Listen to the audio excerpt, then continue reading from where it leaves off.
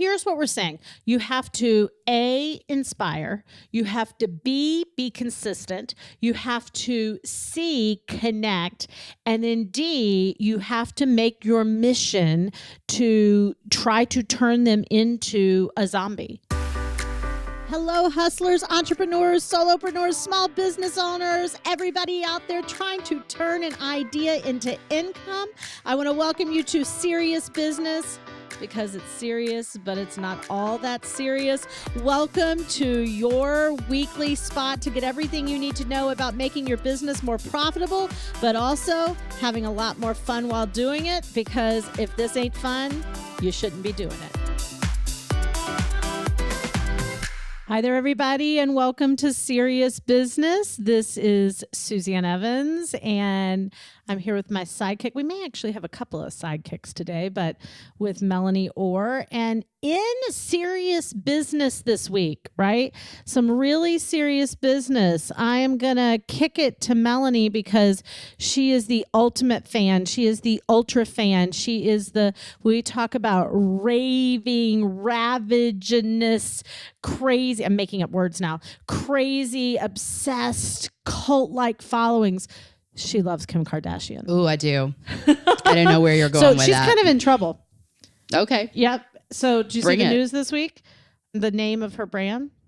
Of her new shapewear? No. Well, she named it Kimono. Kimono, yeah. So getting a lot of kickback culturally on, why would you culturally choose a brand that, okay, come on, you're her biggest I know. fan. Tell me. Fill me in. Oh, Fill me in and let me comment. goodness. I don't know. I mean, should I Google this while you're talking? I guess you should. Yeah, okay. So she named her shapewear line Kimono, and obviously getting some kickback. Well, it's kimono. But Okay. Let's be clear. Okay. But so she's getting some kickback, just saying there's some lack of cultural sensitivity, right, to naming a shapewear line after a historical garment, right, for kind of a whole culture. So she came out and she said that for the most part, she said we did not even think about it. Right. It didn't even come up. And I'm not saying that that's an excuse. She kind of apologized and stated those facts. But what it brought me to, when we're talking about serious business here, is it's a lot, right? There is a lot of challenges when you're bringing brands to the market in 2019 of, not only is it a brand that works, but is it a brand that gets attention? And we're going to talk about attention today. But does it get the right attention? Does it get the wrong attention? There's so much to consider, right, around respectfulness and sensitivities and just not being a copycat. So many different things. So tell me what you think, like what should Kim have done and what I looked at it and I thought, this is how I'll give you my 2 cents first. And then you can give me 58 cents. I think when you are owning the attention machine like she is, it's a blip. She can kind of control it however she wants to, because the Kardashians own so much of the attention real estate. And that's actually what I'm going to talk about today is the attention real estate. They just own so much of it that she can kind of speak it and spin it and talk it and massage it and handle it, and probably everybody's going to forget about it, eventually. But I don't know. What do you think? It's hard because this is obviously, I was just reading while you were talking, and I hadn't heard the controversy. So she's renaming the company entirely. Did you know that part? I don't know that I knew that. Yeah. Totally renaming the company. What is it now? She doesn't come out with a name. She's renaming Kimono because of the backlash for Kimono. I didn't hear that. I thought you meant her. Now saying, I have deep respect for the significance of the kimono and Japanese culture, and no plans to release any garments that would anyway, be harmful and disrespectful. And I guess out of the backlash from it and saying that she's doing cultural appropriation, she is going to rename it, and it's hard. Do you think she should have? I don't know. At some point, I mean, listen, I do think that cultural appropriation is a problem. Yeah, and I think as a white woman, it's very hard for me to stand here and talk about it, right? I'm not on the other side of it, a fat, gay, white woman. not many people are trying to appropriate this shit. But I think it's very difficult for me to stand on the other side of it and say how I feel. Not being of that history and of that culture, we even get to really have a say. We get to banter about the brand part of it, but so I think it's hard. I mean, I don't think that, reading what I've read very, very surfacely, that was intentionally disrespectful. And so sometimes you have to be like, hey, this is who I am. I did not mean anything by it. I was trying to be cutesy. But at the same time, I think with whom much is given, much is expected. Much has been given to Kim Kardashian, not given to her. I do believe she has worked every ounce of her faux ass off for what she has gotten. But I think that there is a large expectation. And so on the other hand, I mean, I don't think that many companies could weather the storm of having to rebrand a massive launch like that. I mean, that's huge. I'm sure this is definitely making a This is dent. also one brand in her arsenal of brands, but you know, I'm sure this isn't like, oh yay, I'm so excited we get to rebrand all of this stuff. But I don't think many brands could weather this type of storm financially. Do you think, and this will lead us into the conversation we're going to have about businesses, small businesses getting attention and what they do with that attention. But do you think she would have taken the angle she's taken and rebranded and renamed the company 7-8 years ago? I don't know. Okay, because I'm going to talk deep, y'all. Stay with me because I really am a Kardashian fan, and I've watched their growth through the years, her personal growth. And I think, you know, people grow. And so 7 or 8 years ago, no, maybe not. Because number one, the finances may not have allowed for it. But then again, 7, 8 years ago, could a shapewear company have even flown for her? You know, I mean, who knows? I don't know what comes first, the chicken or the egg. Hasn't had that much to say about it, or no, that much competition over the years. No, they haven't. I mean, I get hit, I guess because I'm fat, I get hit with a lot of Facebook ads for these random shapewear companies, but there hasn't, a big brand hasn't come out with it and kind of... There hasn't been anything, in my opinion, and I'm not necessarily following the shapewear industry, but there hasn't been anything that seems like it is giving them a run for their money. And this definitely is. I mean, we all know anything and everything that the Kardashians touch and launch, whether it becomes ultimately successful or not, it certainly hits a lot of eyeballs. That is the bridge I've been looking for, Melanie Orr. Oh, well, I built it out for you. And it is because of attention. They became masters of attention. And that's actually what we want to talk to you about today is that, you know, forget marketing, forget sales, forget business systems, forget everything that we've been talking about in business for the last, you know, umpteen years, at least the 10 years that I've been in business. And all of it is being uplifted, suffocated, outshined by attention and the attention economy that we are in today. And I know for us, you know, sometimes we don't do the best job at this. And I think I often think about where I would be right now if the social media platforms and Instagram and Facebook and YouTube and all of that were where 10 years ago when I started, if they had been where they are now, where would I be and what would it look like? Because listen, 10 more years ago, I just had a lot more damn energy. I was obsessed, right? And I think that's another thing that becomes really interesting about business is your obsessions switch. You know, I had this obsession with getting my message out and being seen and being heard. Now my obsession is more about consistency and net profits and sustainability. And we have a 3-year-old. So how can I, you know, one of our other podcasts, we talked about work ethic. Well, my work ethic hasn't changed, but my work style has changed, right?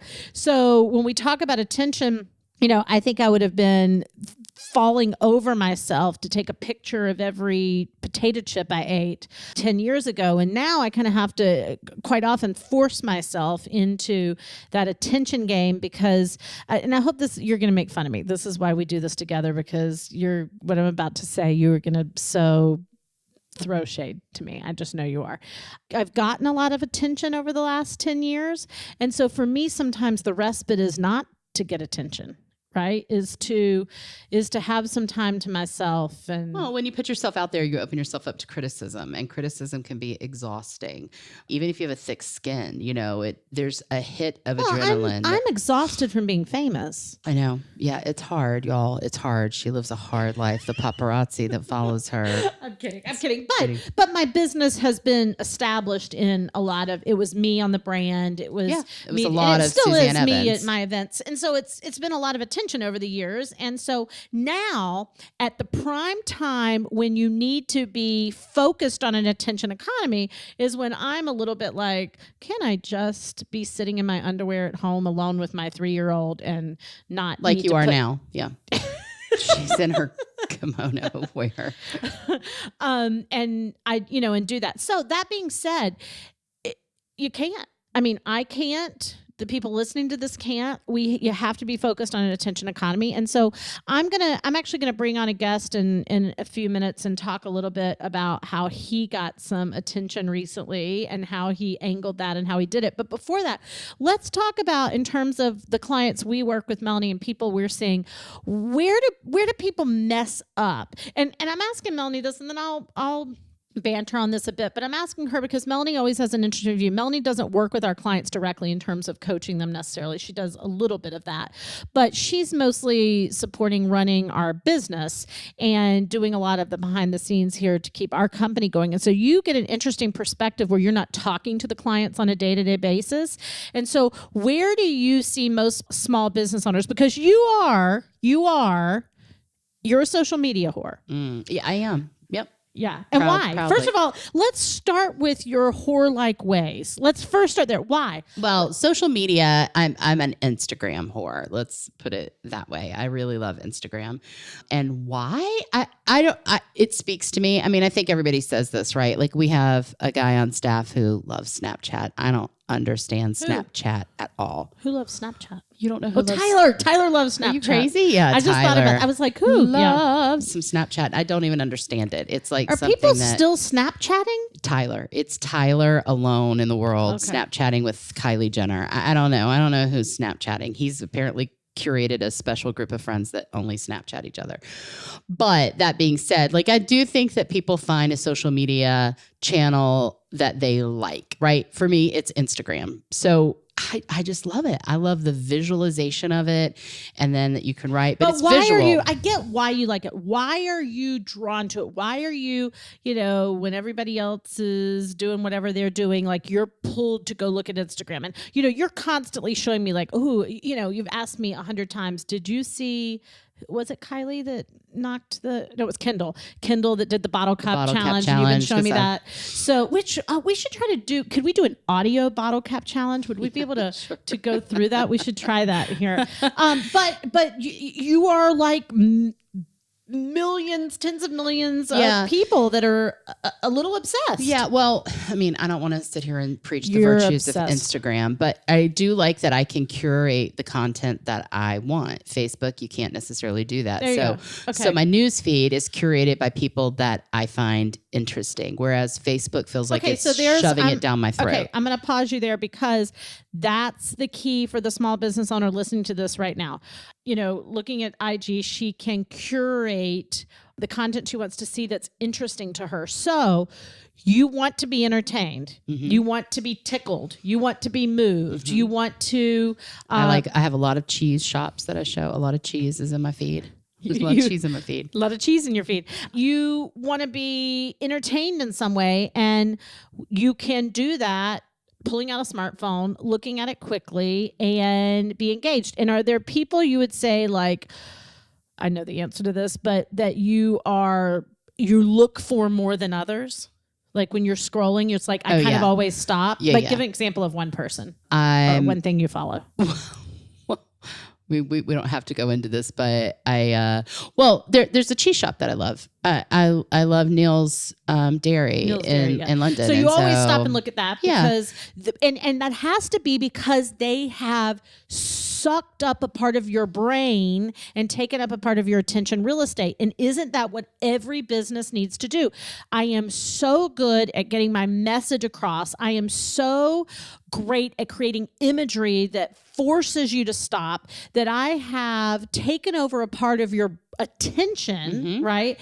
That when you see me now, you have to stop to make sure you're not missing out. And that's the FOMO part, right? Yeah. Ooh, what have they posted? Did they post anything good or yummy or inspiring? Or, I love Smitten Kitchen, right? Yeah, I do. Now, I'm not always great at cooking her recipes, but I love to look at them. So it's something that if I don't see it in my feed, I will go hunt for it. Was that a Smitten Kitchen recipe the other night?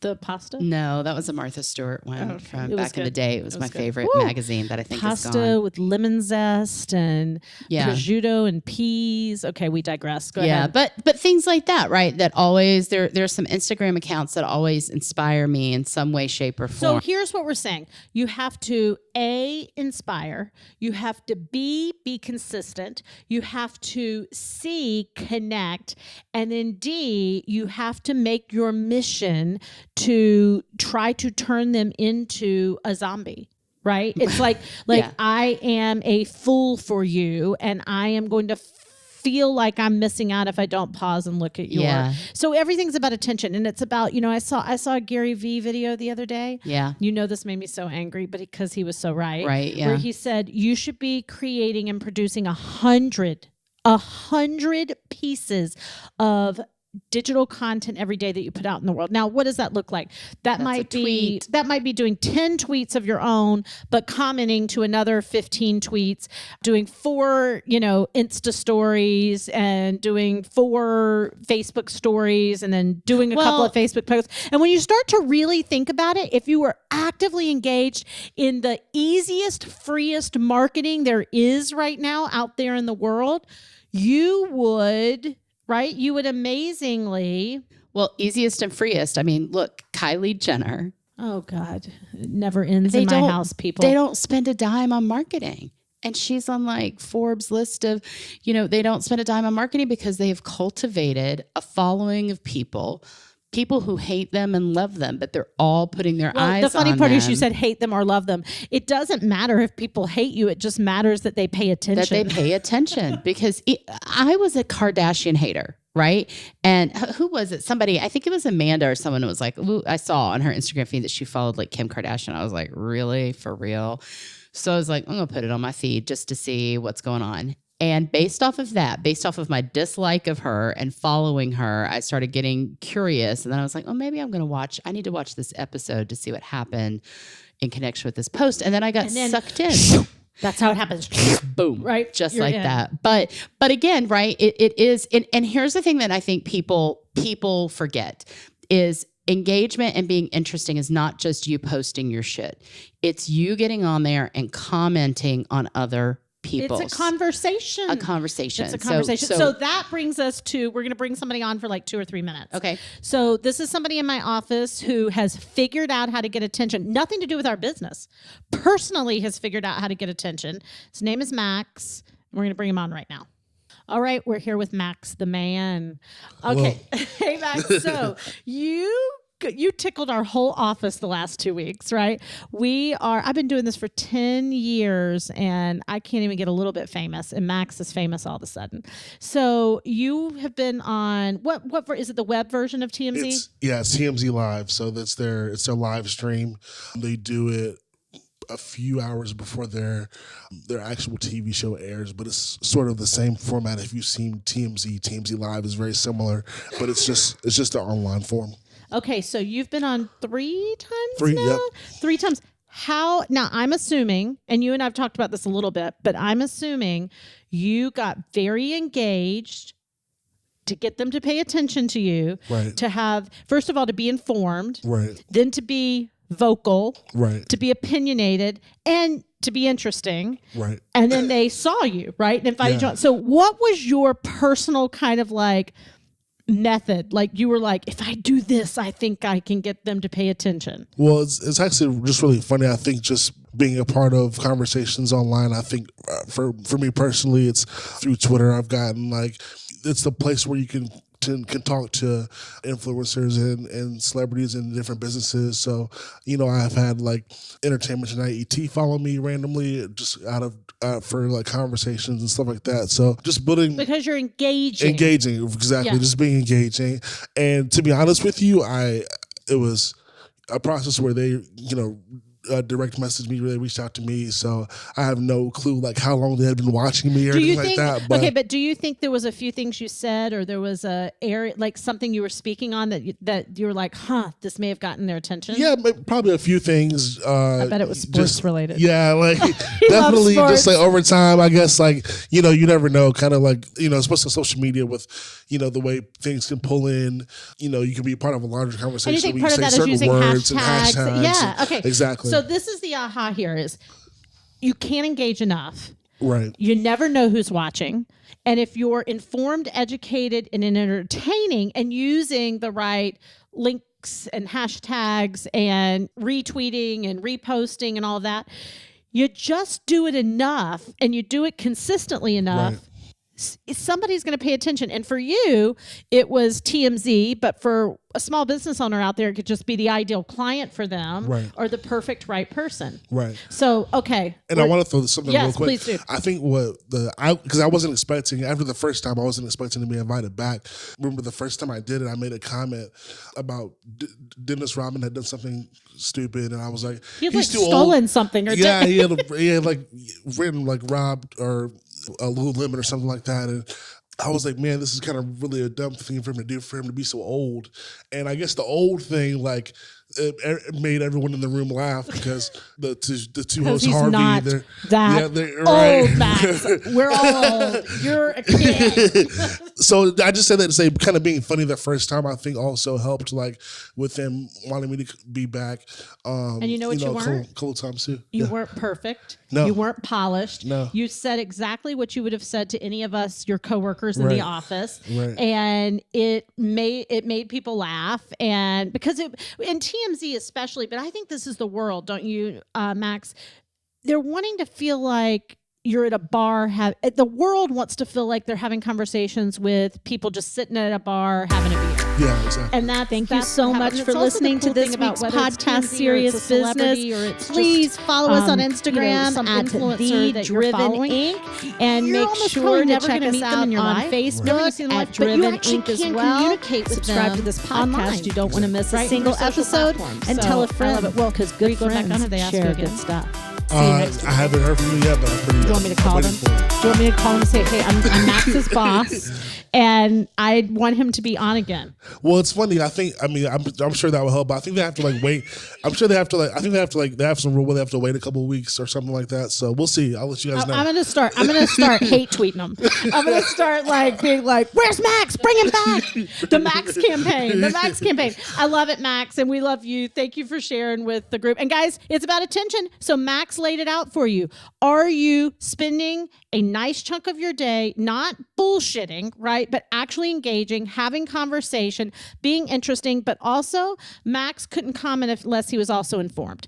The thing he loves, his passion is sports. So if you're watching this, what do? Is your thing that you're in the health field? Is your thing that you're in, the business field? Is your thing that you are in the digital field? Whatever it is, read everything on the news, follow everything on the news, be informed so that you can have conversations that actually interest people. So we're going to end on this, Max. Zion hurt his knee. Did you see that? But I think you think he's okay? I think he's okay. I think they're just like resting him for the real stuff. Yeah. The real. So this is Zion. If you don't know, if you're not a basketball fan, right? Zion played at Duke. And he just went to the NBA, and we saw that he hurt his knee. But it seems to be Zion's thing. He hurts everything and still just keeps playing. Yeah. Yeah, it's summer league, so there you go. Summer league. So when we leave you with this, whatever you hurt, keep playing. We'll see you next time. Thanks.